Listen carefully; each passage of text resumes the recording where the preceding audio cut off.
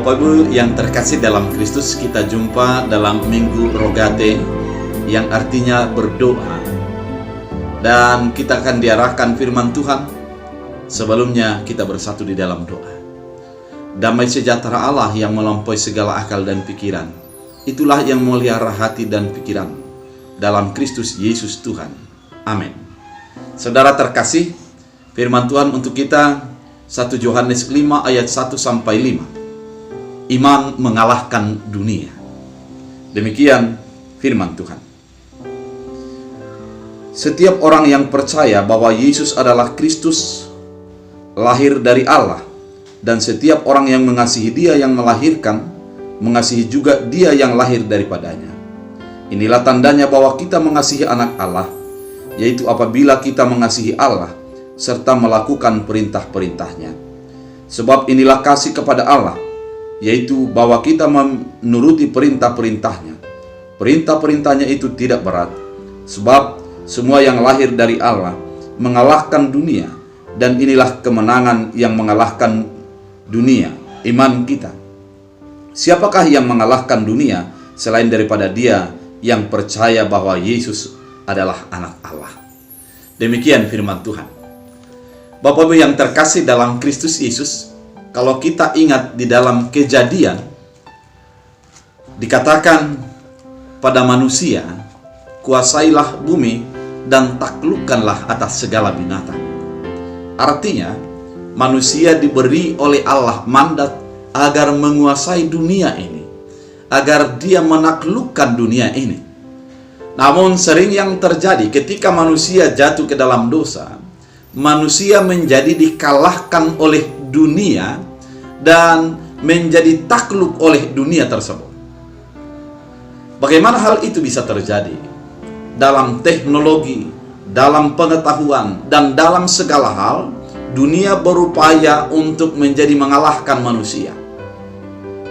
Sehingga krisis kemanusiaan semakin tinggi. Akan muncul egoisme di mana manusia hanya hidup untuk dirinya sendiri dan tidak mau tahu dengan orang lain. Sehingga kasih itu menjadi gersang. Kasih itu hanya sebuah teori. Oleh karena itu, firman Tuhan kali ini yang dituliskan oleh Yohanes bertujuan agar orang percaya tersebut benar-benar hidup di dalam dunia, mewarnai dunia dengan perintah Allah, perintah-perintah Allah, yaitu mengasihi. Bagaimana munculnya sebuah kasih dalam kehidupan kita? Ini rangkaian di dalam firman ini sangat jelas dikatakan bahwa setiap orang percaya bahwa Yesus adalah Kristus, lahir dari Allah. Artinya, kepercayaan manusia menjadi dasar daripada mengalahkan dunia. Kalau kita di dalam ayat 5 dikatakan siapa yang mengalahkan dunia selain daripada dia yang percaya bahwa Yesus adalah anak Allah. Artinya mengalahkan dunia ini diperlukan iman. Iman itu adalah menghidupi sebagaimana perintah-perintah Allah dalam kehidupan kita. Beriman itu bukan sebuah teori atau kata-kata. Percaya itu bukan hanya sebuah konsep berpikir, namun harus dinyatakan melalui praktek-praktek kehidupan. Pada firman Tuhan kali ini dikatakan, kalau kita menjadi mau mengalahkan dunia, berimanlah. Orang beriman akan menjadi mengikuti perintah-perintah Allah dalam hidupnya. Saudara terkasih, kalau kita membaca di dalam Yosua 1, sangat jelas dikatakan bahwa ayat 8, janganlah engkau lupa memperkatakan kitab Taurat ini, tetapi merenungkanlah itu siang dan malam, supaya engkau bertindak hati-hati sesuai dengan yang tertulis di dalamnya. Sebab demikian perjalananmu akan berhasil dan engkau akan beruntung. Ternyata ketika kita menuruti perintah Allah, hidup di dalam kehendak Allah, kita akan menjadi bertindak hati-hati dan kita akan menjadi berhasil. Kenapa? Manusia saat ini, dunia mau mengajak kita untuk memuaskan hasrat kepribadian kita, memuaskan hasrat kemanusiaan kita, Namun Allah berkehendak agar kita menjadi tetap dikuasai. Keberhati-hatian itu adalah orang yang menguasai dirinya, bukan dikuasai oleh keadaannya. Yang berhati-hati itu adalah orang yang tetap mampu mengontrol keadaannya, dirinya, bukan dunia yang menguasai dia. Bapak Ibu yang terkasih dalam Kristus Yesus, oleh karena itu mengalahkan dunia dibutuhkan iman, dibutuhkan mematuhi perintah-perintah Allah dalam kehidupan kita. Dan dikatakan orang yang percaya itu, orang yang beriman itu adalah setiap orang yang mengasihi dia melahirkan, mengasihi juga dia yang lahir daripadanya. Inilah tandanya bahwa kita mengasihi anak Allah, yaitu apabila kita mengasihi Allah serta melakukan perintah-perintahnya. Ternyata keberimanan memunculkan juga kasih. Kenapa? Karena Yesus adalah sebagai muara daripada kasih, sebagai sumber daripada kasih, sebagai inspirasi daripada kasih. Yesus itu adalah menjadi motivator dalam kehidupan kita untuk melakukan kasih. Ketika dunia hidup di dalam individualisme, ketika dunia hidup di dalam egoisme, maka firman Allah menuntun kita, kepercayaan kita kepada Yesus Kristus menuntun kita untuk berbuat kasih. Ketika kita mengenal Yesus Kristus, kita akan mengenal kasih. Dan kita akan mengenal Allah yang memberikan Yesus untuk menjadi keselamatan bagi kita. Kenapa bisa demikian?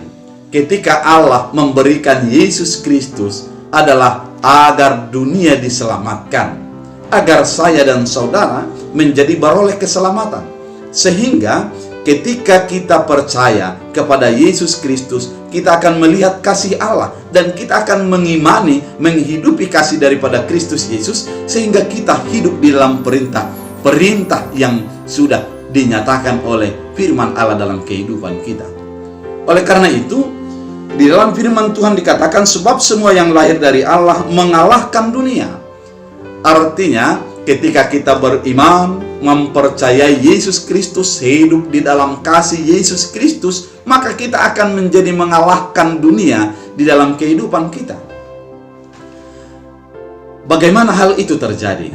Saudara terkasih, ketika kita percaya kepada Yesus Kristus dalam kehidupan kita, maka orang yang percaya tidak akan dikuasai keinginannya dan memohon agar keinginannya itu menjadi dikabulkan Allah. Itulah dalam Minggu Rogate kali ini.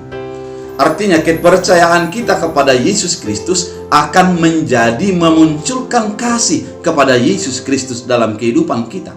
Meskipun banyak hal yang kita inginkan tidak sesuai dengan apa yang diberikan Allah, meski banyak yang terjadi di luar daripada kehendak kita, maka kita karena kita mengasihi Allah, kita percaya bahwa yang dilakukan Allah merupakan sebuah yang terbaik dalam kehidupan kita. Dan orang yang mengasihi Allah, otomatis dirinya itu akan dikuasai Allah, sehingga dia akan bekerja seturut dengan keinginan dan kehendak Allah. Dan yang selanjutnya, dia akan menjadi mengalahkan dunia, yaitu iman kita. Hal ini menjadi sesuatu yang menjadi beruntun. Yang pertama tadi, iman menjadikan pengenalan kepada Kristus Yesus. Pengenalan kepada Kristus Yesus menjadikan kita mengasihi, dan mengasihi akan menjadikan kita menjadi mengalahkan dunia, dan mengalahkan dunia oleh karena beriman. Artinya beriman, percaya, dan mengalahkan dunia oleh karena beriman. Artinya dibutuhkan dalam kehidupan orang percaya sikap beriman yang teguh dalam kehidupannya, pengenalan yang tepat atas kasih dan anugerah Yesus Kristus dalam kehidupan kita. Banyak orang di dalam kehidupan ini menjadi dikalahkan dunia. Bapak Ibu yang terkasih dalam Kristus Yesus, mari kita cek pribadi kita masing-masing. Seberapa sering kita dikuasai oleh keinginan kita, ya, dan bukan lagi kita menguasai keinginan kita. seberapa sering kita dikuasai oleh permohonan kita di dalam doa kita. Bukan kita lagi menjadi menguasai permohonan kita, sehingga kita percaya bahwa apa yang diberikan Allah menjadi yang terbaik dalam kehidupan kita. Orang yang percaya memunculkan hidupnya melalui keberimanannya, dan keberimanannya akan pengenalan kepada Kristus Yesus, dan dia hidup dengan perintah-perintah Allah. Kalau kita membaca tadi bahwa kita harus menjadi merenungkan firman itu siang dan malam, sehingga kita menjadi berhati-hati, kita menjadi dikuasai oleh iman kita dan bukan lagi dikuasai oleh keinginan kita.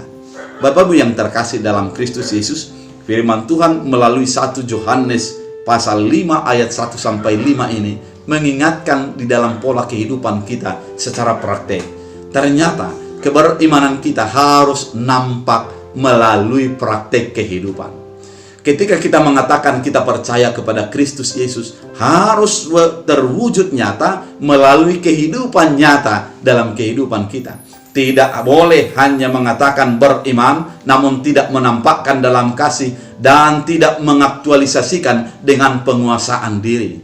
Dan ketika kita mengatakan hidup kita beriman, maka kehidupan kita akan selalu dituntun, diarahkan untuk menjadi mencintai, menggumuli dan menghidupi Taurat Tuhan dalam kehidupan kita. Perintah-perintahnya, karena perintah-perintahnya tidak berat.